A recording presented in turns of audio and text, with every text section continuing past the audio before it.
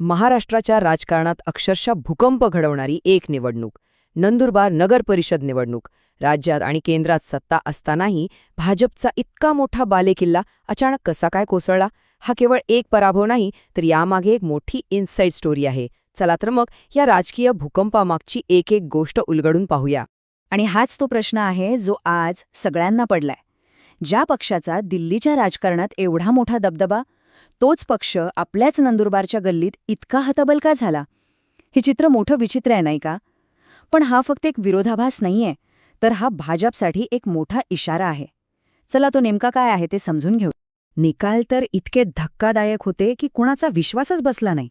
भाजपला एका अनपेक्षित आणि खरं तर मानहानिकारक पराभवाला सामोरं जावं लागलं. जिथे विजयाची पूर्ण खात्री होती, तिथे मतदारांनी चक्क पक्षाचा सुपडा साफ करून टाकला.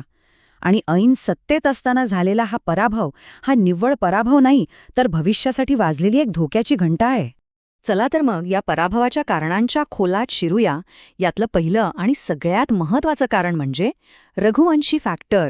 या एका नावानं हे सिद्ध करून दाखवलंय की नंदुरबारच्या राजकारणाचा खरा रिमोट कंट्रोल नक्की कोणाच्या हातात आहे.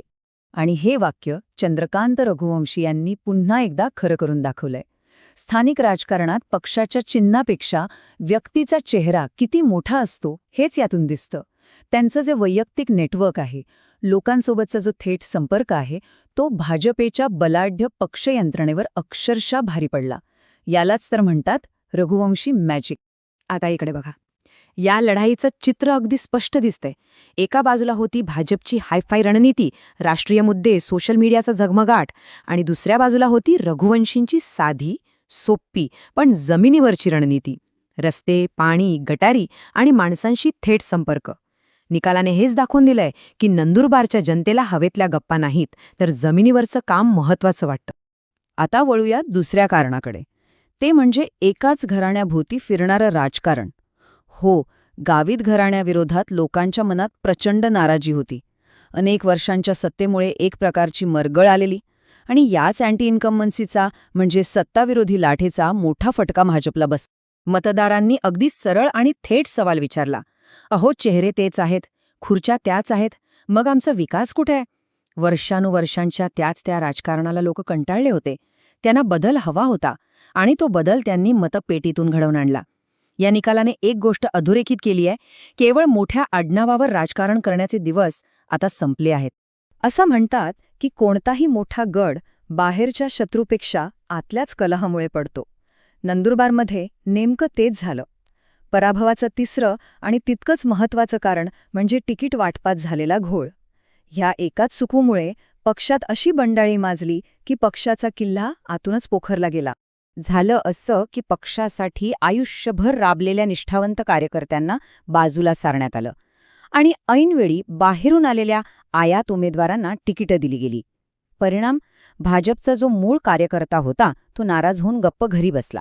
इतकंच नाही, तर अनेकांनी छुपी मदत करत अपक्षांना निवडून आणलं. म्हणतात ना, घरचा भेदी लंकेचा विनाश करतो, तसंच काहीसं इथे घडलं. आणि आता शेवटचं चौथं कारण हे आहे मतांच्या राजकारणाचं.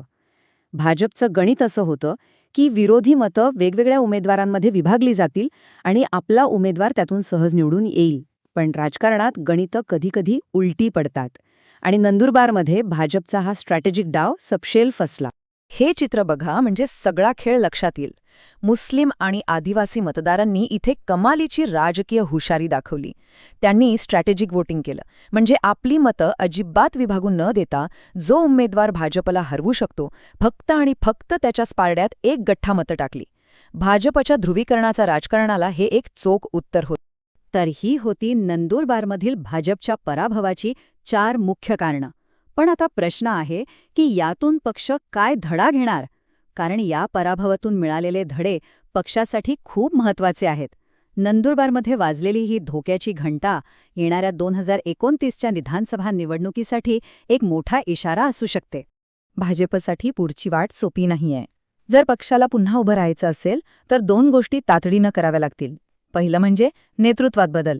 एकाच घराण्याच्या राजकारणातून बाहेर पडून नवीन, तरुण आणि सगळ्यांना सोबत घेऊन जाणाऱ्या नेतृत्वाला संधी द्यावी लागेल. आणि दुसरं म्हणजे जमिनीवर परत यावं लागेल. हेलिकॉप्टरमधनं प्रचार करण्यापेक्षा लोकांमध्ये मिसळून त्यांचे खरे प्रश्न समजून घ्यावे लागतील. तर ही होती पराभवाची संपूर्ण कहाणी. पण या सगळ्यानंतर एक मोठा प्रश्न उडतोच.